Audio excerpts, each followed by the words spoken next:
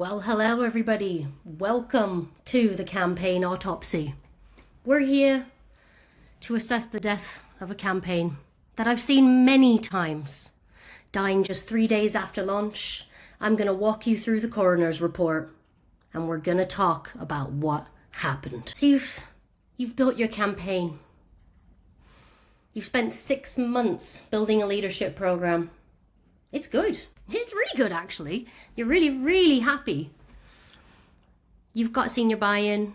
You've got a snazzy name. You've even convinced someone in the C-suite to record an intro video. And then you launch it. You send an email. You do a Teams post. Maybe your manager mentions it in the all hands. And then 2 sign-ups. And one was from Dave in Finance, who clicks on literally everything. Does this sound familiar? Probably all of you have had at least one campaign that's died, along with your ambitions and your dreams.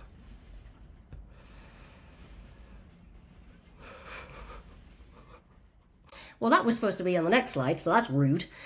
So, hi guys, let me just put I have got my camera on. Let me just show you where I am. So you can see me. Feel free to use the chat. As you guys know, we are here today to talk about a learning campaign that's died.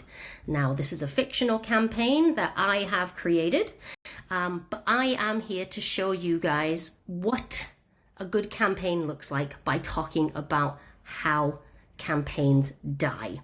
These are things that I've seen time and time again. And really we're looking at comparing ourselves to these brands like Nike, like Coca-Cola. Could you just mute yourself if you aren't muted, please? This isn't happening as a one-off. This is happening in every organization, every client I've ever worked with, every single week. We create amazing learning experiences, and these brilliant programs just die silent deaths because nobody has taught people, teams, and learning and development how to actually market them. And I mean that in a campaign sense, right? So that's not just making a nice poster or, doing that Viva Engage post at the very last minute. This is about campaigns. This is about strategy, structure, intention. And that is what I want to talk to you guys about today.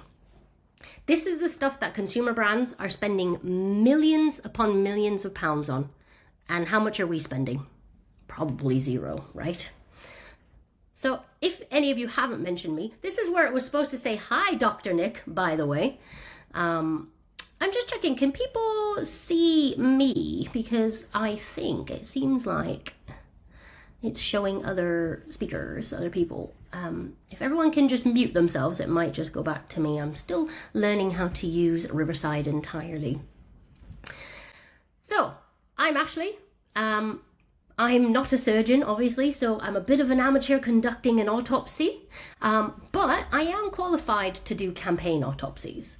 So I'm the founder of Mass Marketing, and we are the only marketing agency in the world that exclusively works with people functions and primarily L&D.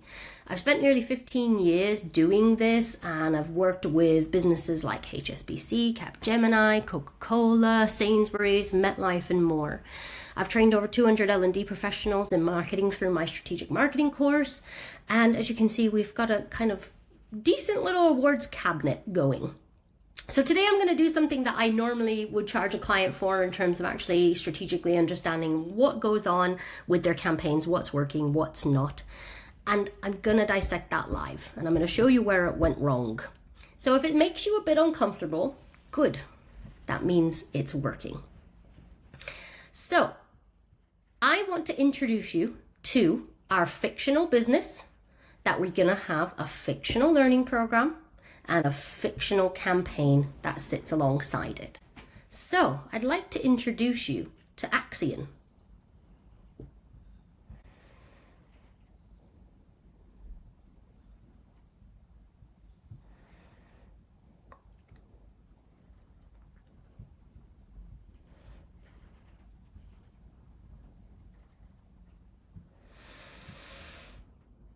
Axion is a hyper modern car company. They've got about 15,000 employees across the globe.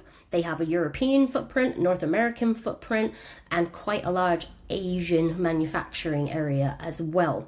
They have an incredible product. It's market leading. It's a high-end experience. You can see they're building concept cars that actually work, that people can buy. So this is our fictional business, right? A car company at the cutting edge and the leading edge of things. And I want to introduce you to Apex. Now, Apex is your new learning program. You are targeting, as a CLO at Apex, your leadership to embrace AI. So you're wanting to bring AI literacy and fluency to Axion's leadership team. This is for leaders who don't have time to fall behind. This probably sounds very familiar to quite a lot of you, I expect. Quite a few of my clients are doing some form of AI initiatives at the moment. And so this probably feels rather familiar despite it being fictional. So let's dig into Apex a little bit. Apex is really about engaging the leadership team from every touch point. So it's a 6-month program, and every touch point is expecting something from the leadership, from the cohort, the attendee. Peer pressure is a feature. We know that leaders have egos. We know they watch each other. So we're going to leverage that within this program. And we're going to make the cost of not engaging quite visible. We're not going to threaten people, but it is going to be a component of the course because, again, that ego is very important. And obviously, these are people in very senior leadership positions, so that ego does need protecting. They need to have psychological safety. They need to feel comfortable to look stupid in front of AI before they'll ever be comfortable looking stupid in front of their teams. And in terms of how this deviates from your more traditional leadership programs, it's really looking about building strategic instinct within the team. So this is teaching, not just teaching AI features, here's how you build prompts, but actually how we would use AI in a different way in leadership. There's private coaching, there's visible peer accountability, it ends with public behavior change, and it feels like they're genuinely preparing to compete with the competition. It's not just another L&D thing. So I needed to bring this to life. So, I mean, you guys are more than welcome to have my fake journey, but this is what it looks like, right? So touch point 1, this is a briefing. It's not a launch event. It's a strategic briefing, right? So it's framed like an investor or a board session. It's opening with external data, so it's highly contextual. It shows where automotive competitors are now on the AI adoption. It's intended to be uncomfortable. And the question at the table isn't about what is AI, it's about what does Axion lose if leadership doesn't move in the next 18 months. Each leader receives a personalized AI opportunity dossier pre-built by using AI. And essentially it closes with, by the end of Apex, you will have changed how you work publicly, right? So this isn't really about go do some e-learning. It's much deeper than that. And then we look into moving into some personalized and private coaching, again, really playing to that ego and making sure that they have that psychological safety. It's very important and overlooked touch point, and it gives them a safe space to ask stupid questions and being to adopt that AI from the outset. That's where the real behavior change seeds are being planted. So that's where we're kind of starting to introduce this idea of changing behavior. Then there is some short, sharp, high signal digital content, and that is not some articulate e-learning that was built in 2004. This is self-paced. It's, 6-8 minute intelligence briefings. They feel more like something they'd see from The Economist, not something from LinkedIn Learning. Again, there's topics like how LLMs work, AI's limits and failure modes, so on and so forth. Then we move into a war game, right? And that's going to take these people through a very, very hands-on promptathon. It's a full day experience. So as you can see, this is a very blended approach. And these people are grouped off, they're competing, they're trying to apply the skills that they're learning. Then we take them off site and we get them out of Axion and to somewhere else. getting them engaged with what other people are doing and visiting a non-competing organization and seeing how they are using AI, someone who's ahead of Axion. Then we're going to create a VR simulation. I know, this is a pie in the sky. This is what it could be. But we're going to give them lots of scenarios for not just, again, we don't want to look at prompting. We want them to really be able to have specific leadership scenarios that allow them to contextualize how AI might apply in their role, such as ethical and strategic dilemmas, right? So we're not looking at tech problems. We're looking at how they might manage risk and use AI strategically. Then we're going to ask them to commit. We're going to tell them to identify one change and then actually see them do it. And then there's a bit of a recognition, closing event, la, la, la. And the ongoing connective tissue is this little heartbeat of 2-minute AI briefings fortnightly. It just has people kind of engaging. And then we also have a live AI adoption dashboard to really tap into that communication and competitive piece. So I think this is a pretty decent program, right? I think that if it were up to me, I would 100% be signing up to this program. But guess what? It died on arrival. The cause of death, neglect. Axion spent over £250,000 on upskilling their leadership team on AI and improving AI literacy and enhancing AI fluency. Unfortunately, the amount that they invested in the campaign was around about half a day of L&D's time. Unsurprisingly, the sign-up rate was incredibly low, which meant there was definitely no ROI on this. The coroner made one key note. This is a tragic, expensive, and entirely avoidable death from an otherwise healthy learning experience. The learning product was good. The learning product had potential, but it was overlooked by all of the leadership team because there was no campaign and no marketing that was centered to this.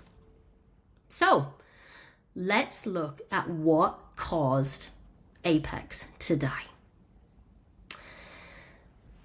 First things first, when L&D did do their marketing, they didn't think about who they were talking to.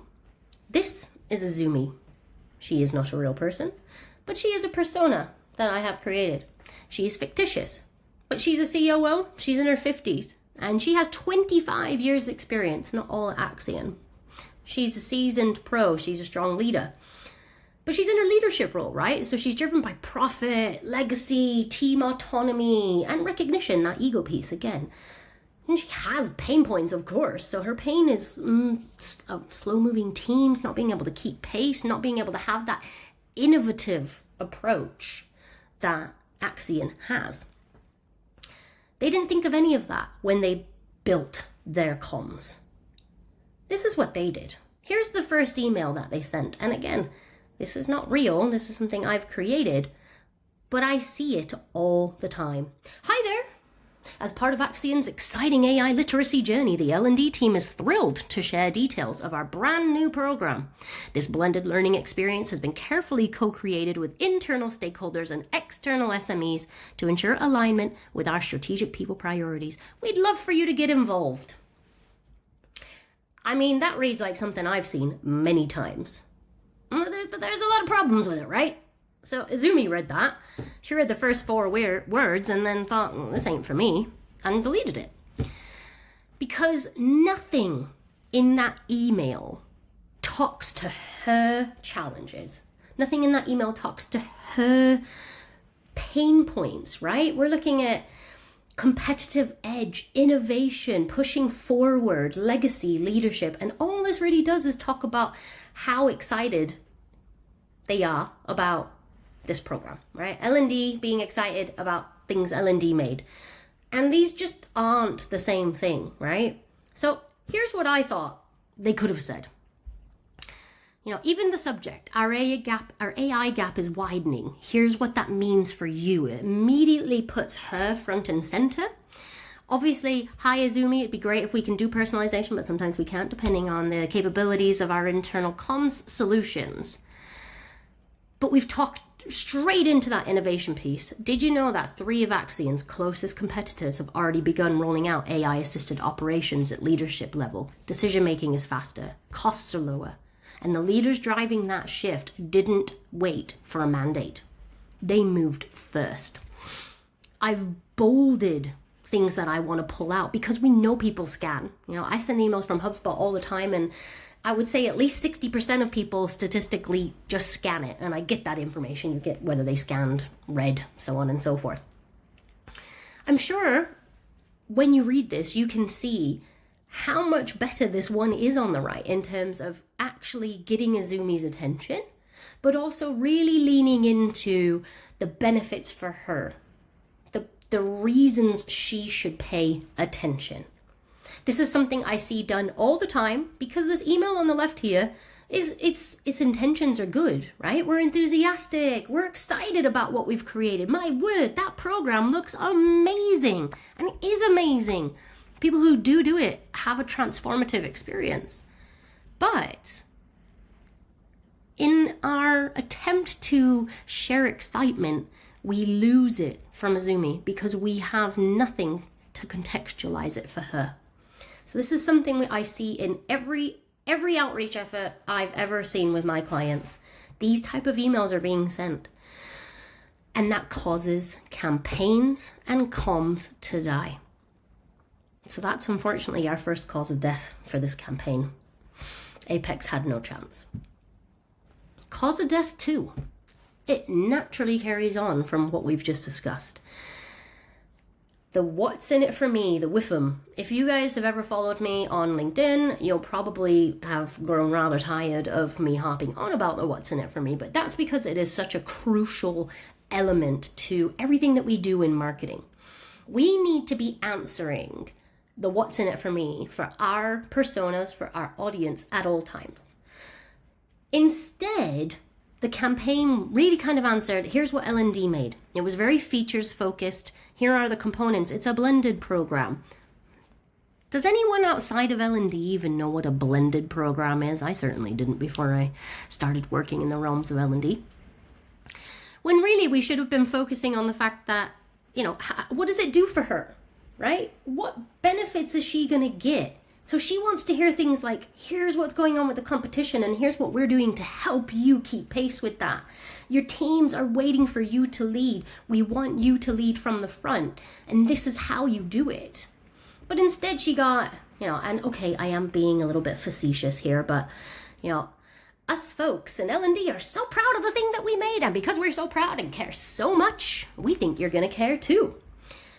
And that is like literally the attitude I see all the time. Like, we don't say that explicitly, but that mindset informs everything that we do because we assume that people already care and we assume that they want this learning experience. Like Azumi probably would, if you actually told her what was involved and you could get her attention, I'm sure she'd want to go on that program. It sounds mint.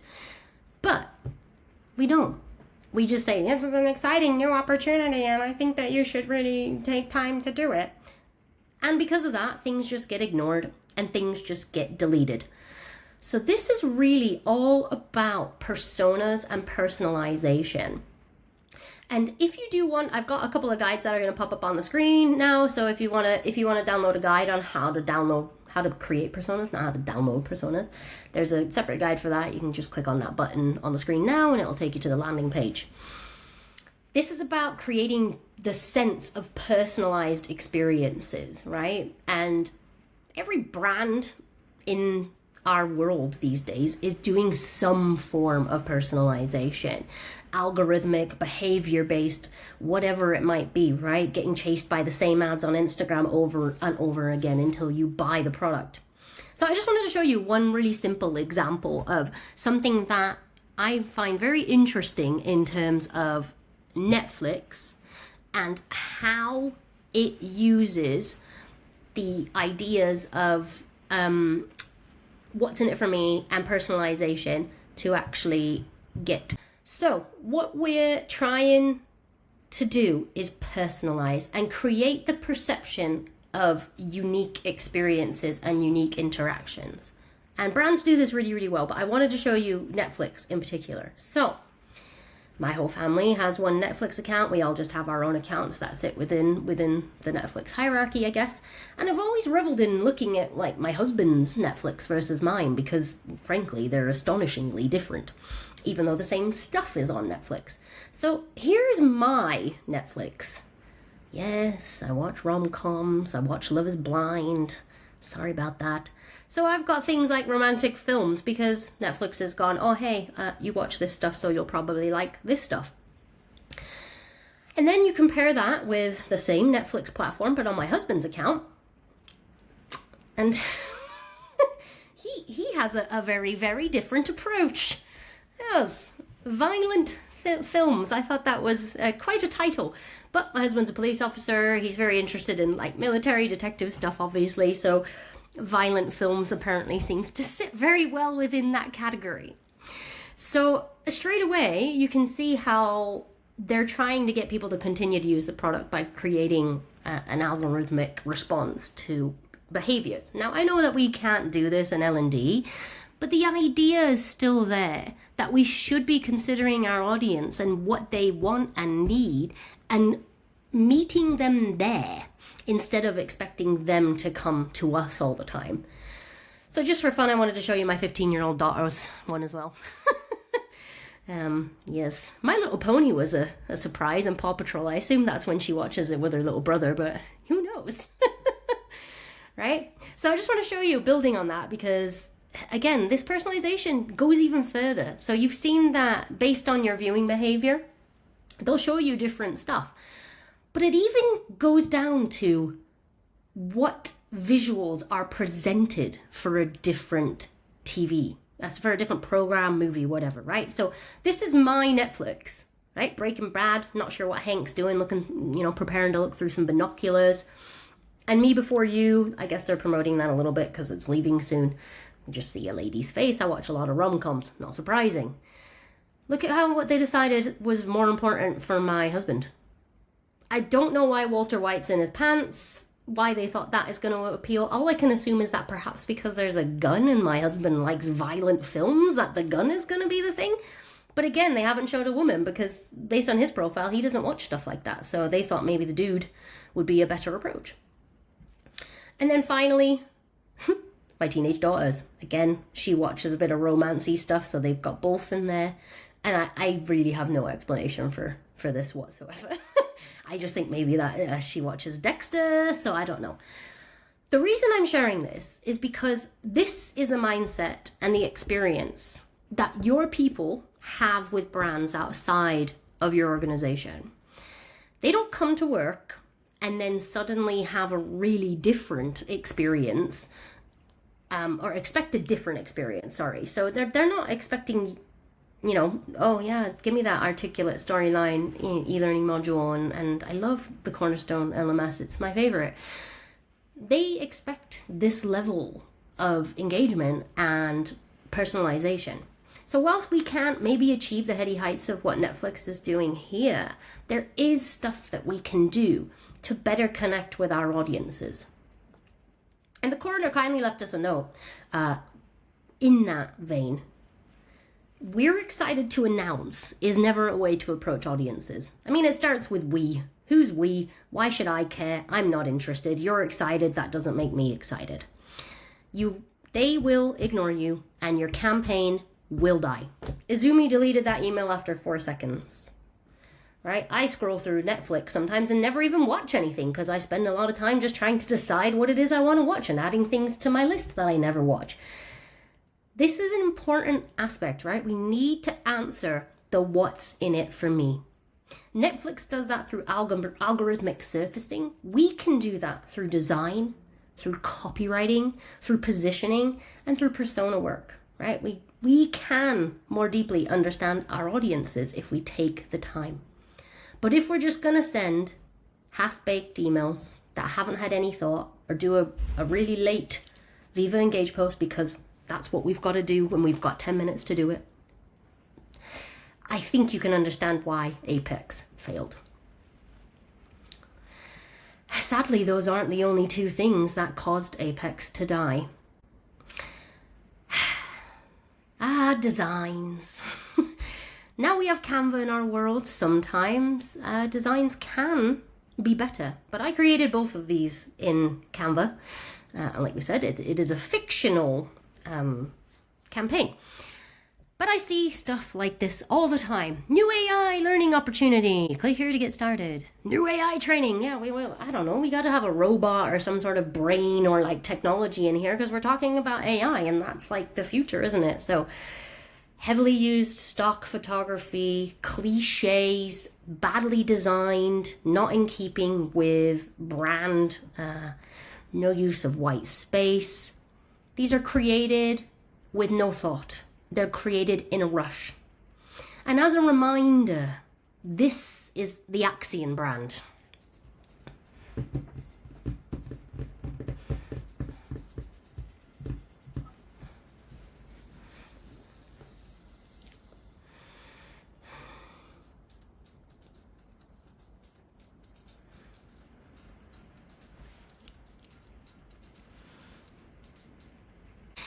So these are very dark, very, very kind of enigmatic, that kind of cutting edge future. And then the leaders see this. And you can understand why that disconnect is there, because it's not going to get people's attention. It's going to get ignored. Design is just as important as the words that we say. Yeah, the old picture says 1,000 words thing. Yes, of course. But it's true, right? We have a second opportunity to make a really strong, good first impression through our designs as well as the words that we say. But I often see designs even considered even less than the copywriting when I see campaigns being done internally. Whereas really, this is what they could look like, right? This is just a selection of stuff that we've done for our clients over the years. They're on brand. Most of our customers, I can think of maybe 2 where we've been able to create a new brand or a new like L&D sub-brand. These are all in line with their master brands.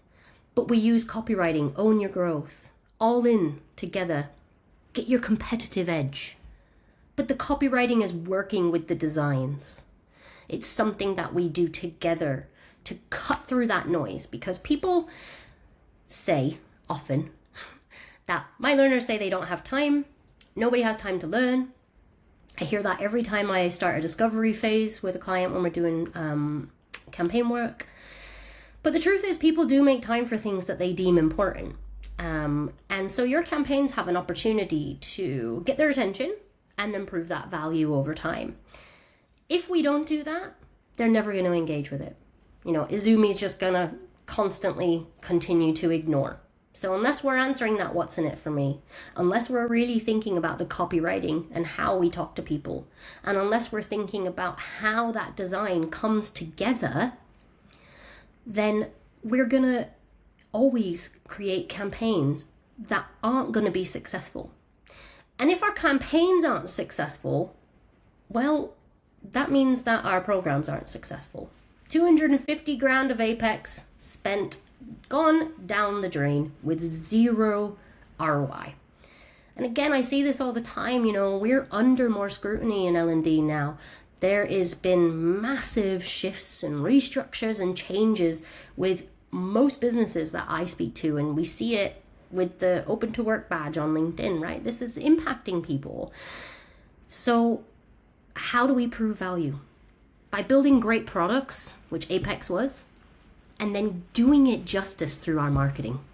Good design, good copywriting, consistent approaches. So, unfortunately, there's more causes of death. So many ways to kill one campaign. Again, this one I see all the time. L&D pulled a Houdini. We did the old launch and vanish. Poof!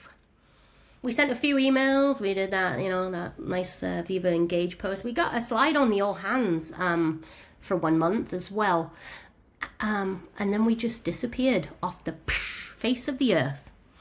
That is a classic L&D move that kills brilliant training, right? I see it all the time. And again, The example I always give is learning at work week. We love learning at work week, don't we? I have real beef with learning at work week because the idea behind it is that we end up doing marketing for like a week, and then like there's all this noise and like, oh my God, everybody should learn and this is going to be great. And then we stop and everything goes quiet again. And that is just not how marketing works. So this is typically the behavior I see in L&D when it comes to marketing and communications. We, for the most part, are rather quiet. And then we might have one kind of small burst of activity that's typically around an event such as Learning at Work Week, a new program going live, something that we want to promote. And then we just go back to the way it was before. And then sadly remain rather astonished as to why it didn't work this time, even though it didn't work last time or the 50 times before that. This is really what we want to be aiming for, right? We never want to be silent. We never want to disappear off people's radar. We have to keep front of mind, right? Big brands know this. Why do we still see advertising for Coke? Lots of people know everybody knows what Coke is. I think Coke's in like every country bar and 2 in the world or something obnoxious like that. People know what Coke is. So why do they still advertise? Because the second they aren't kept front of mind, maybe people don't go, quite fancy a Coke. I can hear the can opening in my head. Some of you will go and buy a Coke this afternoon because of this discussion. Keeping front of mind is absolutely crucial in tandem with all the other things we've discussed around effective copywriting, answering the what's in it for me, strong, engaging design. We've got to do that consistently and repeatedly over a period of time. That's what a campaign is. This is not a campaign. This is a small burst of activity, but it is not a campaign. Campaigns need to span a period of time. So here's my/HubSpot's definition, kind of modified. A campaign is a structured, goal-driven series of communications delivered consistently across multiple channels, designed to capture attention, build trust, and move a specific audience towards a desired action or behavior. So we do some of that, right? Like we send some communications and we're trying to get people to sign up to our course. But we've missed a lot of steps in that, right? What it isn't is single interactions or a learning at work week or a poster or an email. One-off interactions are not what we want, and they are not campaigns. Neither is just a couple of things, right? We're looking at planned sequences, consistent cadences, more like a drum beat than a single cymbal crash.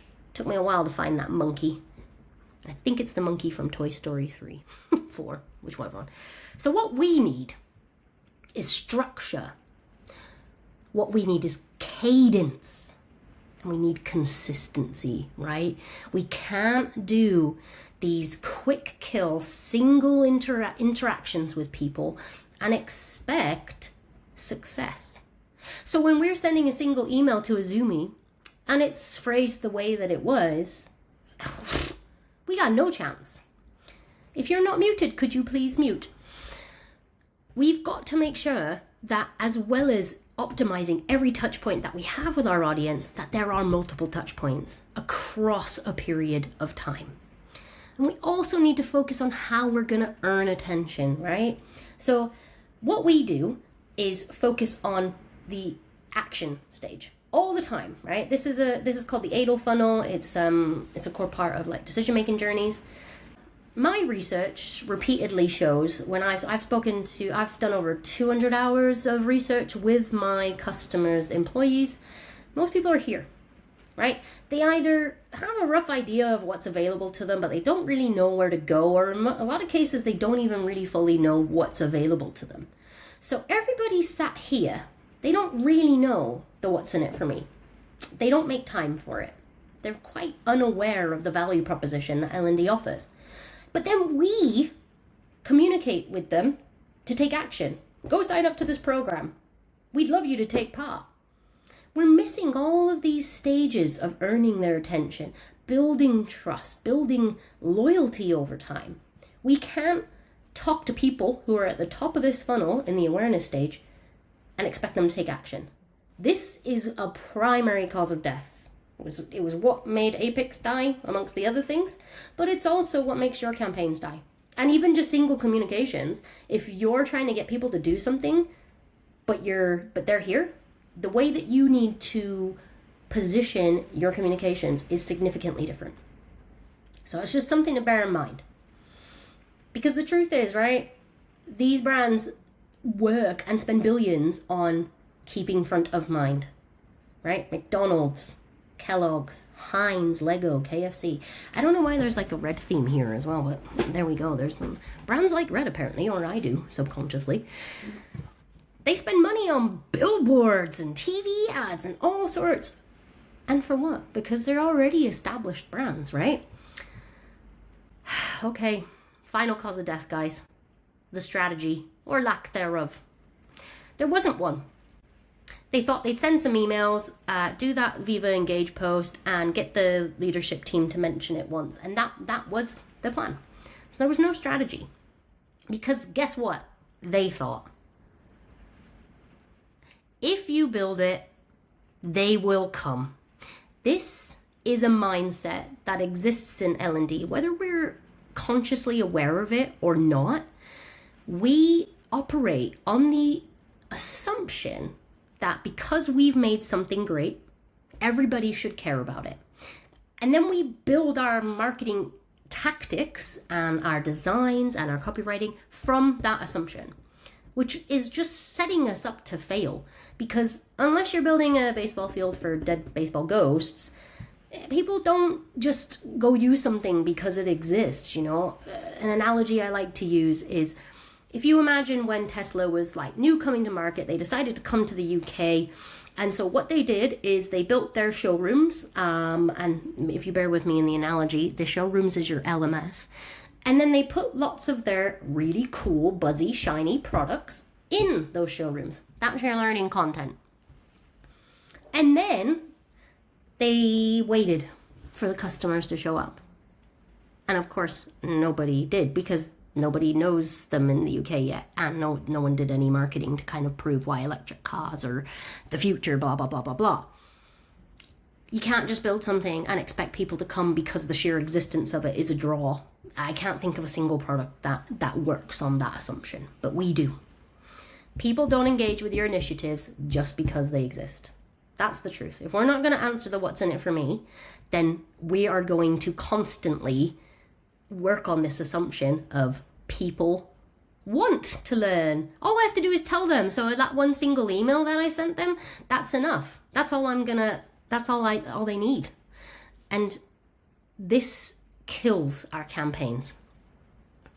So it's a fallacy, right? If you build it, they will come. Field of Dreams is not where we should be building our comms strategies, right? You're not going to show up just because it exists, right? Instead, we should be leading our marketing with things like a pain reliever, right? Just because the product is good, that's not enough, right? You can't just lead with the features. The features don't sell. Features don't answer the what's in it for me.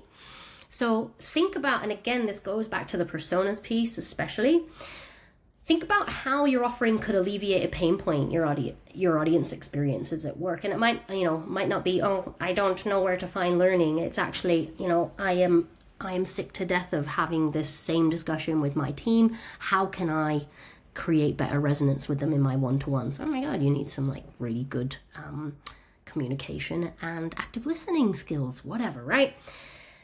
Or a benefit, a gain creator, right? And that's not because the program is new. That's not because you have a snazzy new LMS. It's not because the CEO wants them to take it and wants you to be an AI-led business. That is not enough of a motivator for people. So you need to think about the what's in it for me in everything that you do, and that needs to sit within your strategy. We need learning campaigns, right? Multi-touch, strategically planned initiatives that are designed to build awareness and spark curiosity. And the idea is driving action over time. This is change management, guys, right? We're trying to get people to change their behaviors. This takes time, right? And this is something again, staying front of mind, right? Research shows that people need to actually see an advertisement multiple times. There's something called the rule of 7. It's quite old school now, but the concept is still there in terms of effective frequency, right? Strategic repetition. And instead what we do is just send one email to promote a learning experience and genuinely wonder why people haven't engaged. People need multiple touch points, effective frequency that allows for strategic repetition. And that doesn't mean just sending the same ad over and over and over again. That's where strategy comes in. Marketing's known for years that one-offs just don't change behavior, right? But we're still over here doing our best. Successful brands use multi-channel messaging, multi-touch points, right?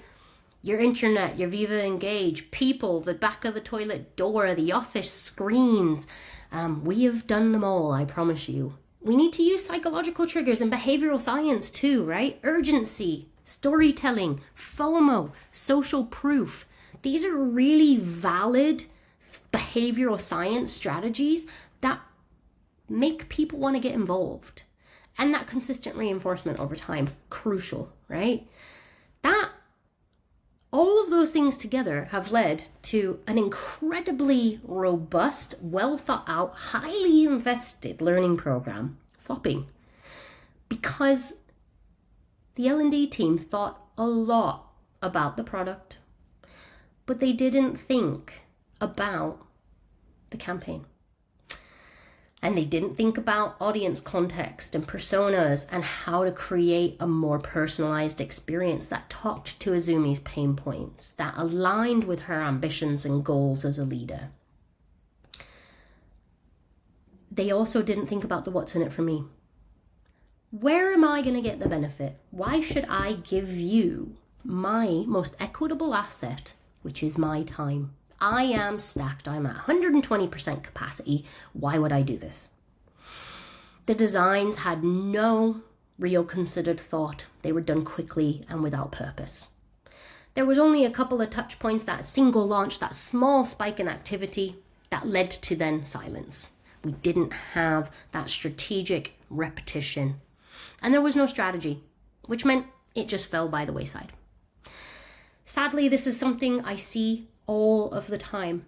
If any of this feels familiar to you, you're not alone. It is a pattern that I see in most organizations that I work with, but it is fixable. And that is the plus of all of this. So before we move on to that, just think about the fact that if you build great products, but you don't think about how to get them in front of the people that should be using those products, you're signing your own death certificate.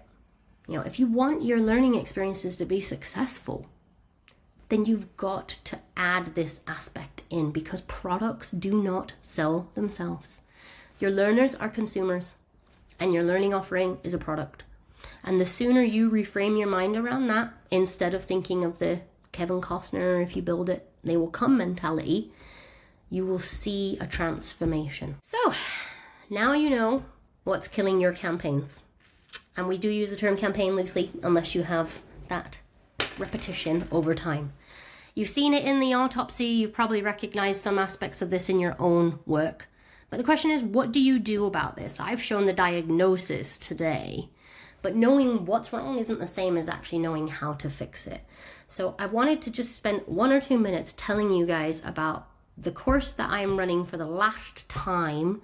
It starts on April 1st, and it is a fantastic course that focuses on helping you guys build knowledge in learning campaigns. Because it's the last one, I'm doing 51% off, which is completely unheard of. It is genuinely the last one. I'm only doing these now for closed corporate clients moving forward. It will resolve all of these causes of death. No audience thinking. Well, module 2 literally shows you how to create personas, and guess what? You'll build your own as well. Know what's in it for me. Again, we talk a lot about strategy as part of this. We talk about what's in it for me in pretty much every session, as well as marketing mindset. But we look at that ADO funnel I showed you and how we can map customer journeys better to actually understand where our audiences are and how we can connect with them. Kelly, thank you for saying it's an amazing course. It is, and it's evolved quite a lot since you were on it as well, Kelly. If you do want to find out more and you don't want to scan the incredibly annoying QR code, you can also just click that button there. This is the only course in the world that offers this, and this is the last time that it's going to be open enrollment. So after this, it just has to come into your team. How do I get more engagement? It's here. Mass has delivered one of the most relevant and impactful courses I've ever attended in my L&D career. You will leave enlightened and smelling of pineapples, which I think is a twofold benefit. So, it's not just about doing marketing differently, right? This is about how you think. And we really break down that mindset in terms of moving away from that assumption that people want to learn and thinking about our audience as human beings and consumers. And that is the major focus. This all finishes in you actually creating your own learning campaign that you can then take into your team, into your organization, and execute. So really focused on application here, right? We're not just doing attend the course. There's lots of tasks in between. It's a flipped classroom model. See, I've learned some stuff being in your industry for so long. So anyways, that's I really don't tend to like to do this type of thing, but it is the last one. I'd like to go out on a bang. So if you do want to build on the skills that we've talked about today and avoid another campaign autopsy, feel free to message me on LinkedIn, email me, scan the QR code, do whatever you want. And that's it. Bye-bye from your surgeon, non-surgeon. We do have a couple of minutes for questions if you want, but by all means, if you have back-to-back meetings and you want to go save your life for the next 4 minutes and want to brew, please. Thank you so much for joining. And again, thank you so much as well for really joining in after I had to postpone, because I know it's a pain in the butt and it's something I never want to do. So thank you again for your patience and for joining me on this wonderful campaign autopsy. It was a fun one for me to create. So I hope you guys enjoyed it. Thank you for your time. You are very welcome, guys. Yeah, good. I'm so glad. I love this and I love you too, Kelly. One of my biggest challenges is how to take this approach when I have multiple programs to promote to a similar audience at the same time. Yeah, really common one that we oftentimes our clients are coming to us just because they've got low engagement across their entire learning offering. So we're not always just looking to focus on one program or a platform launch. Understand what unifies them. So sometimes we'll focus more on brand mentality, like the benefits of learning and why we need to have that growth mindset and really kind of building a relationship with L&D before just doing that kind of program approach where you're, hey, we got a program, go sign up. Hey, we got a program, go sign up. That's the problem because we're awareness versus action. So try and do a bit of what marries up these programs. Is there some commonalities across them? Could you market them that way? If it's all kind of communication skills or soft skills, is there a way that you could frame that as key benefits? So that would be my advice is look at how you can find commonalities across those programs so that you can you could still do marketing around each program, but you could have kind of broader overarching messaging that would talk to the kind of wider idea of all of those programs rather than just the single quick kill instances.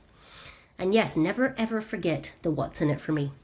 Right, we are pretty much at time. Does anyone else have any questions? Otherwise, I'm going to let you go. Thank you so much. Thank you for your time, everybody. Great session. Bye.